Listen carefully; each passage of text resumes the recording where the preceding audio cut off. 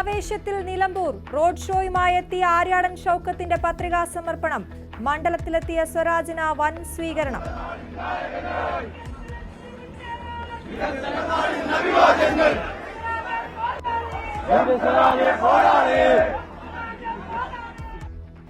NDA സ്ഥാനാർത്ഥിത്വത്തിൽ അനിശ്ചിതത്വം.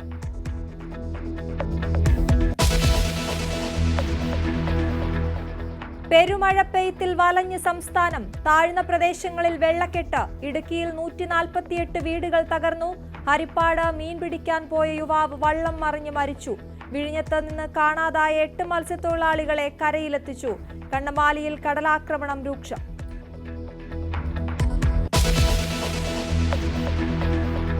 മാനേജറെ മർദ്ദിച്ചിട്ടില്ലെന്ന് ആവർത്തിച്ച Unni Mukundan.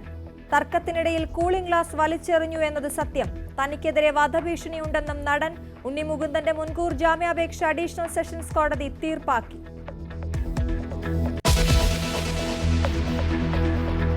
Pakistan cricketer Shahid അഫ്രീദിക്ക് മലയാളി സംഘടന ദുബായിൽ സ്വീകരണം നൽകിയതിൽ വിവാദം. അഫ്രീദി ക്ഷണിക്കാതെ എത്തിയതെന്ന് സംഘാടകരായ കുസാറ്റ് ബിടെക് അലുമിനി അസോസിയേഷൻ.